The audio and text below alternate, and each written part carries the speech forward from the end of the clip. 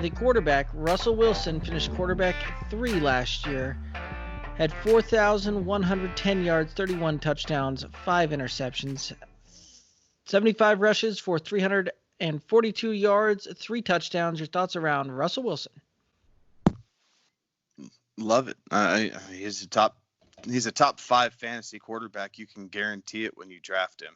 Like, it's nice to have, and really you're almost getting him at a value now because there's so much hype that, you have Mahomes, you have Lamar, you have Kyler, and then maybe it's Russ, maybe it's Dak, maybe it's, somewhere else. So, you can get some value out of Russ depending on the league mates that you're in with, right? Because if they all go different directions and you can pick Russ up as, QB7 because he slips a little bit and he ends up being QB3. I mean, there's nothing wrong with that. I see his numbers being a little bit elevated. I think he's going to have about 4,300 yards passing. I could see him with 35, 36 touchdowns.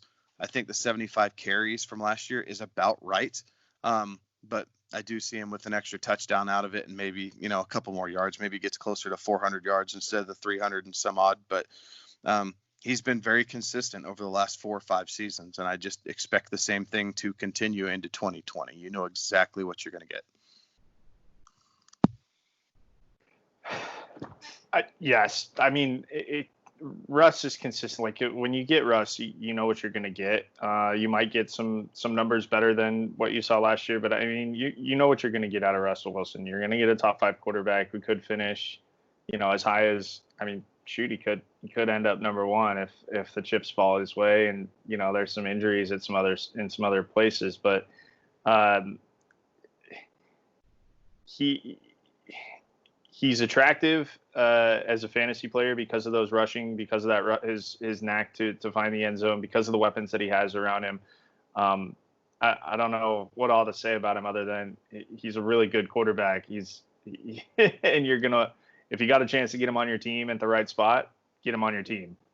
Yeah, no, I mean, there's definitely a lot of things to be said and a lot of positive things that you guys have already mentioned. When I look at last year, though, he had more QB2 finishes on a week than he had QB1 finishes. So that's a little concerning for me. And if I'm going to draft a quarterback as early as the 4th round, I want a guy that's going to consistently put up QB1 week in, week out.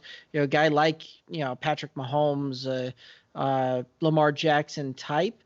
But that just kind of goes back to speaking to how I typically put teams together. I'm going to be looking to put a quarterback, in around 10 is where I'm going to be looking to try and do that. And that's going to be way too late to be able to try and pick up a Russell Wilson. But he is a guy that is going to be typically a top 5 finish every year when it comes to quarterback and is going to get you the points. Just there's some of those splits that he has where it's, he's QB1 on the week and then the following week he's QB17. Those kind of things scare me a little bit there with that as far as that consistency goes. Let's not forget that he plays in a very tough defensive division, so he's got to play against some of those teams that get after the quarterback, 4 times a year. And I'm assuming that Arizona is going to have a better defensive game plan this year. And it may not be shootout games, even though I think it will be. But you're talking about games against the Niners and the Rams that are typically low scoring affairs. So that's where that kind of hurts Russell in that aspect. So when you look at it last year, right, the games in which he finished QB2, week 1 against Cincinnati, he was QB16 on the week. Week 4, against Arizona, he was QB17. Baltimore, QB18. Atlanta, QB17. Like there's a lot of those guys that aren't necessarily juggernauts when they come to defense.